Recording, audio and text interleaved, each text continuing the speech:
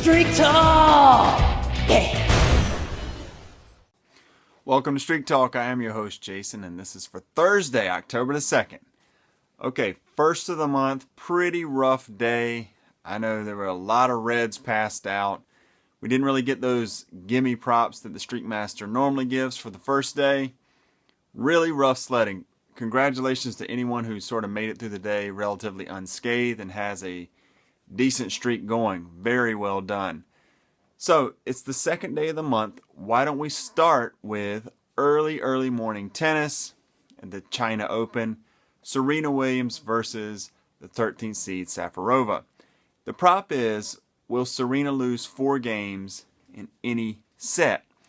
Now, I took a look at the odds on a few different things for this prop, and they're sort of conflicting.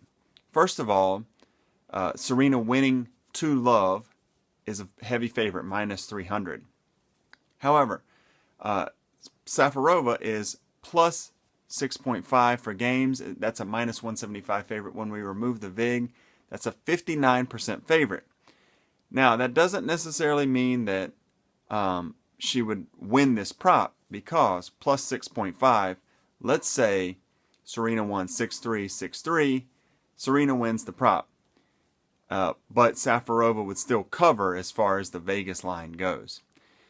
So I did another thing is I looked at the over-under in games, but you can split this a couple ways. There's over-under two-way betting and there's over-under three-way betting. Let's start with the over-under two-way betting. The total was set at 18.5, and over was a slight favorite at minus 138. When I remove the VIG, that's around 53-54%. So Vegas is telling us that it's going to go slightly, they think it's going to go over 18 games. Bear in mind, 6-3, 6-3 would be 18 games. So they're going to say it's going to go a little bit more than that. That's leading us down the road of Safarova wins 4 games. But I broke it down further. There's another way of looking at tennis over-under odds, in which they break it down 3 different ways. They'll have an under number, an in-between number, and an over number. For the under number, they had under 18 was a plus 138 favorite. When I removed the VIG, that was a 37% chance. Then they had 18 to 20 games as a plus 250 favorite. When I removed the VIG there and applied percent, that was 25% chance. Okay? When I looked at the over 20 games, that was a plus 138 again, which is sort of strange because it's the exact same odds as under 18. That was a 37% chance again. So, Vegas, when I took it 2 ways, they said it's going to be slightly, they're leaning toward over 18. When I took it 3 ways, it went all the way over 20 to get the best odds. That tells me that Vegas really isn't sure which way this game is going to go. Which way this match is going to go.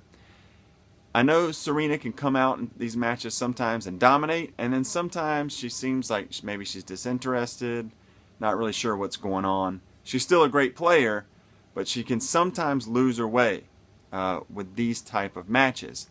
Now, versus Safarova, she would have won this prop 7 times in her career versus only 4 times winning for Safarova. However, at the last 4 matches, Safarova would have won this prop 3 times. So, with all those things sort of conflicting and not really giving us a clear cut, even though it seems like the odds are leaning towards Safarova, that's what I'm going to go with. Safarova takes at least 4 games in 1 set. So Safarova for the green, not extremely confident. And again, if you were fortunate enough to get through day 1 with a decent sized streak intact, this is really a skip for you. If you were like me and you decided to blow your streak later in the day on some of the in-game props, well, I would go with Safarova for the +4 for the green. And I think she'll get it done. Again, not overly confident, but it's only the 2nd of the month. This is the time that you can gamble. You can take chances and make it up later in the month. The bigger your streak gets, the more conservative you get. So right now, I'm at a measly W1. Safarova for the green. Hope you guys enjoy it. We'll see you next time on Street Talk.